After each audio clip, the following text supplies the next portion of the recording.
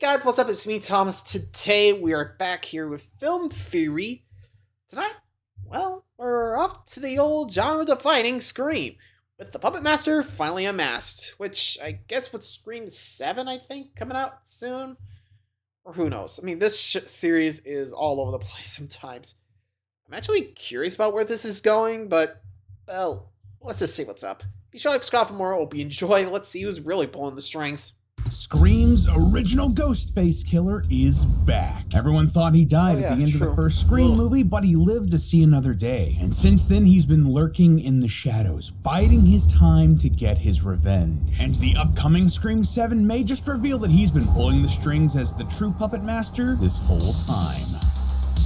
Okay. Hello, Internet! Welcome to Film Theory, the show that just loves to watch you scream.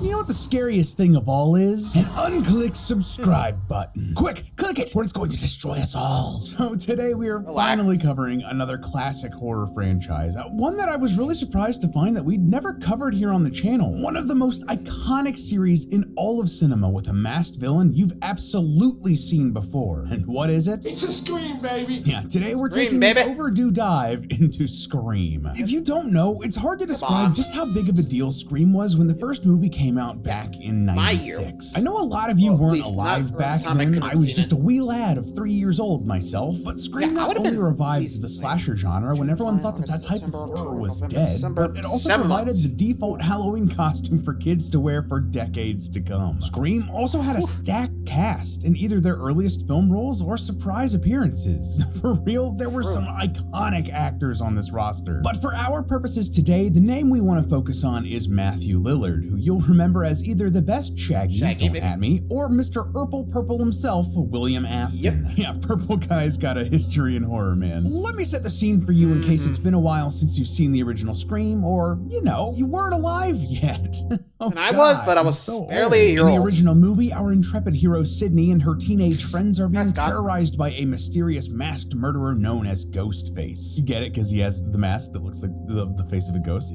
Yeah, okay. Eventually, in the movie's big fun twist, it's revealed that there isn't just one killer. No, there are actually two men behind the mask. The first is Sydney's boyfriend, Billy, and the second is Billy's best friend, Stu, played by Mr. Always Comes Back, Matthew Lillard. Throughout the film, Billy and Stu go on a murderous rampage, killing around 5 people before their killing spree comes to an end. Billy is shot in the head, and Stu is electrocuted after Sydney drops a CRT TV on his head, bringing Ghostface's reign of terror to an end. Well, at least until the next few. And the one after that, and the one after that, and the one after that, and the one after that. And the TV show, all the way up until the new movie coming out this year. It's classic horror movie stuff, but there is a bit of a lingering question coming out of it. And I think letting Lillard ask it himself is the best thing here. Listen, Stu is definitely alive, right? Yeah. My character Stu is definitely alive. Is Stu alive? A question furthered by the fact that Lillard is returning for Scream 7 next year. See, while Billy getting his mind blown is a pretty cut and dry death, Stu's execution via electrocution does cause me to squint a little bit. While his death is pretty iconic horror movie fare, if we look at it from a real world perspective, if we apply real world science and physics here, not only is there a strong case to be made that Stu could have survived his tango with the television, but there's a surprising amount of evidence hidden throughout the franchise suggesting he did. And that right there, my friends, opens the door for the character's return in Scream 7, biding his time, waiting for his moment to strike. What are you saying? I'm saying that Stu is back. Yes, because he always comes back. I'm sorry I had to. We had to. Contractually obligated to make FNAF jokes on this channel. And he may very well.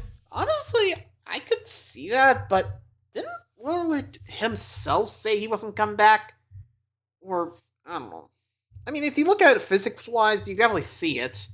I guess depending on that model of TV, I don't know if, like, just would be enough to kill him, but I don't know. It kind of, I mean, maybe he might come back as a ghost. I mean, dude, Billy did in, like, Scream 5, I think. Sorry, Billy Hecox, I think that was the character's name. It was just like, man, it's been a while since I've seen it. But Stu, I mean, you get the idea, right? Like, I mean, not sure they would do that, but then again, they did retcon a death, or at least if you want to look at it, you know, with Kirby, you know, supposedly died in 4, but came back in 6. I mean, Wouldn't be surprised.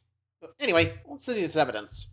Will be the secret mastermind behind the entire Scream franchise. So today, loyal theorists, you're getting a 2-in-1. A mini-theory mashup explaining to you how Stu should have survived his death in the original film, and laying out how he will return as the big bad in the new Scream movie months before it comes out. So get your masks and draw your blades, loyal theorists, as we figure out what's up with the original Ghostface killer. Alright, first up, we need to address the television-shaped elephant in the room. Obviously, during the third act climax of the very first Scream movie, Sidney pushes an old school CRT TV onto Stu's face. If you're too young, basically CRT TVs are those massive box TVs you've probably seen at your grandparents' house or at like Smash Brothers tournaments. It's basically the only two markets left for those things. Anyway, the television falls onto Stu's face and sparks fly as Stu lights up like a Christmas tree. Now, at first glance, this seems like a pretty gruesome and pretty straightforward way to go. I mean, these old school CRT TVs were no joke. They'd often have a voltage of anywhere between 24 and 32,000 volts, well above what's considered lethal for humans. Just so you get an idea there, above 11,000 volts is considered absolutely lethal. But even something as small as 2,400 volts could be too. And what's worse is that these televisions could even retain a lot of that voltage long after they were unplugged. So even if the TV magically became unplugged while falling to hit Stu, that wouldn't save him. But do you know what would have saved him? The glass. See, between those high voltages, CRTs also contained dangerous metals, vacuum tubes, and could even give off low levels of X-ray radiation. These classic CRTs were dangerous on the inside, and the people who made and designed these things understood that. That means that in order for these bad boys to wind up in every living room across the country, they were packaged with some crazy safety measures, and one of those things was the glass. To protect against the threat of electrocution, the glass and the casing for these TVs were designed to insulate the electrical components from the outside. That's why you can go touch a CRT screen and not get electrocuted. Well, at least nothing more than a shock from static electricity. I actually wanted to debunk entirely that a television falling over like we see here in Scream would create such a violent reaction from the electricity within it, and just couldn't, because we can't account for all the variables of the television and how old it is and the wear and tear it might have and the malfunctions of the components going on inside. But either way, Stu would have been protected from whatever's happening in here with the electronics, with all the sparks flying everywhere, even if that did happen. But wait, I hear you saying, what if the screen broke and Stu's head was literally inside of the TV? And hey, that's a great question, but that wouldn't have happened. But then again, the glass with how used fast in it fell, CRT televisions was actually made with metals like lead, barium, and strontium in order to block the aforementioned radiation. And that also had the side effect of making the glass significantly stronger. Believe me, it's not easy to crack this glass and get to the electrical insides, even if you're trying. I mean, just look at this video of someone going to town on a CRT with an aluminum baseball bat. It hurts this dude's hand and bends the bat before actually damaging the television at all. Now compare that to the absolutely tiny fall from the film, and the idea of the glass shattering and Stu getting electrocuted by whatever's malfunctioning inside is just unlikely.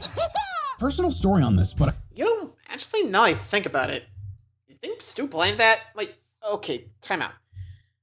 Let's say maybe Stu planned this from the beginning. Like, sure, Billy might have came up with a plan to get revenge, which, like I said, spoilers, but come on, who hasn't seen the movie?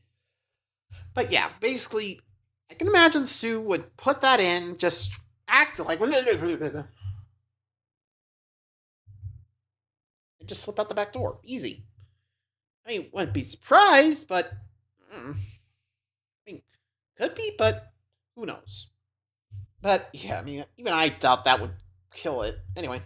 But I actually used to have a CRT in my bedroom when I was a teenager. It was a hand-me-down from my mom, and it's what I played all my old-school Nintendo games on. Served me well all the way up until the Xbox 360. Anyway, I had it sort of precariously perched on the edge of this display stand, and one day, it tipped over, fell a solid foot or two, and face-planted on the hardwood floor. Not unlike what we see here with Stu, actually. But the TV had zero cushioning for this fall. I was terrified it was going to be broken, because I couldn't afford another TV at the time. But when I got it all set back up, it was actually actually mostly fine. The screen was mostly intact, it turned on, everything worked. The only thing off was a bit of color distortion at the edge of the screen, close to where it first made contact with the floor. The fact is, there's just little possibility that the TV would have been cracked or damaged enough for Stu to be electrocuted. In fact, the thing he probably would have needed to worry about more was the weight of these things. Thanks to those thick screens, CRTs similar to what we see here in Scream would have weighed somewhere between 50 and 150 pounds. Trust me, having hauled a few of these things to friends' houses to play video games, that is an accurate number. If that got dropped on your head with no warning, that could seriously damage you, give you a concussion, or could potentially crack or crush your skull. So then, Stu should be dead? Well, no. Rewatch the scene. Stu was prepared. Not only did he get off a good, scream before the television lands on him, but if you slow down the scene frame by frame, look closely and you'll see that Stu managed to get his hands up to block the TV in time, which would have absorbed some of the impact. If this actually happened to someone in real life, he might have broken some bones, maybe broken his nose, he might have been knocked unconscious, but he almost certainly would have been alive. So, okay, if Stu didn't die here, that means that there's still a Ghostface killer somewhere out there, lurking in the background, doesn't it? And yeah, it does. And we actually see plenty of places where Stu pops up in the series after his alleged death, if you're eagle-eyed and beagle-eared enough to notice. In Scream 2, it's been confirmed that this partygoer here in the background was in fact played by Matthew Lillard, a little Stu cameo for anyone paying attention. And in Scream 5, listen carefully to one of the characters here in the background of this party. Recognize that voice? Let's play it again. Yep, that's Lillard. Oh, and by the way, this cool house that he mentions, guess who used to live there? If you guess Stu, 1,500 points to you, my friend. Were these just fun little uncredited cameos and Easter eggs meant as fan service for hardcore screamers? Absolutely. But this is film theory. We thrive on taking this stuff to the logical extreme. And if you keep pulling on this thread, if we take a good, long, hard look in the mirror, well, you'll find that the ghost face looking back at you might not only be back to cause chaos in Scream 7, but he could very well be the mastermind behind most of the murder in the whole series. See, after Stu and Billy's untimely demise at the end of the first film, that wasn't the end of the Ghostface killer, clearly. I mean, the movie was a success. They had to keep making sequels. But in each of these subsequent movies, it was new person or persons under the iconic mask, carrying out some new murderous scheme. But the catch here was that the killers, regardless of their motivations or means of murder, basically all of them had some special connection to one person in particular, Sydney, the protagonist of the first movie and the prototypical girl who lived. Obviously, there's Sydney's boyfriend Billy from the first film, but also in Scream 2, the role of Ghostface is taken over by Billy's mother. In the third film, Roman is Sydney's long-lost half-brother given up for adoption. Jill from Scream 4 was Sydney's cousin, and in Scream 5, Richie is dating Billy's daughter Sam. The only Ghostface who didn't have a direct connection to Sydney was from Scream 6, which also happened to be the only Scream movie Sydney wasn't in. It would appear that someone out there has a grudge against Sydney, and I wonder who that could be.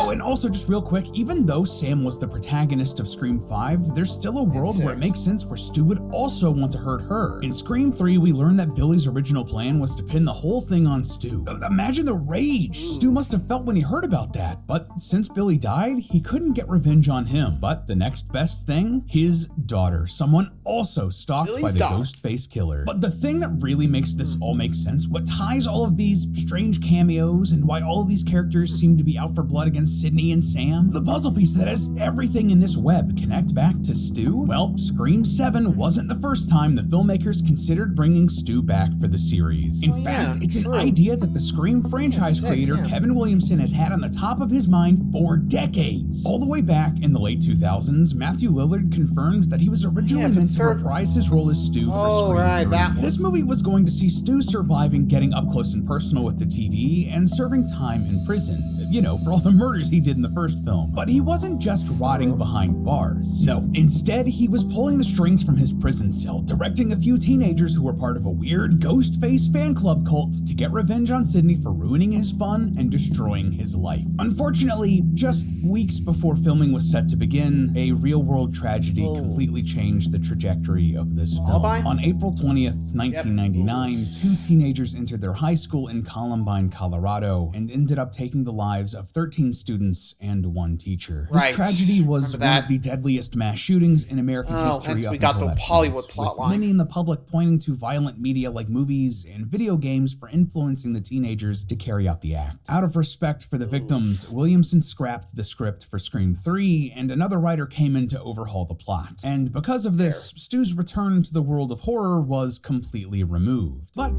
that doesn't necessarily mean that the story disappeared from the minds of its creators. See, while Williamson did go on to write and produce Scream 4, he hasn't really had much to do with the day-to-day creation of the series since then. He was an executive producer on both 2022's Scream and Scream 6. An executive producer basically just gives a thumbs up to a project and gets paid for it. And he wrote the pilot episode for the Scream TV series that apparently existed before it went on to have 3 seasons run by somebody else. The upcoming Scream 7 is the first movie Williamson has had a direct creative hand in decades. In fact, he's the director of this new movie. Scream 7 also had a lot of troubles in its production. Basically, its entire cast were either fired or left the project early on, requiring a complete rewrite very quickly. So this is how I see things playing out. We know that theoretically, Stu should have survived the television hitting his head. We know that Williamson also thinks that this should have happened and that he wanted this plot to happen before. So there is very much a world where Williamson came onto this project, collaborated with writers for the new movie, and put together a new story very fast. And what better way to do that than picking up an abandoned storyline and finally letting it pay off? Finally letting Stu return after stewing in his hatred for years to enact his revenge against those that he believes wronged him. And hell, he might even be pulling the strings from prison, just like we know he was going to in that original plot for Scream 3. And now, with Scream 7, he can take matters into his own hands, put the mask back on, and reclaim his title as the original Ghostface Killer. Finally bringing this franchise and his character full circle. And most importantly, fulfilling Stu's promise from the very first Scream movie. I'll be right back. But hey, that's just a theory. A film theory. And cut. Up next on... Honestly, using the rejected script, which, again, never got rejected, more put on the back burner due to the Columbine incident. So, I definitely would be interesting to see if we actually do go that route, but well, I guess we'll have to wait and see for the trailer. Keep an eye out for that one. Well, anyway, thanks for watching, guys. Till next time, see ya.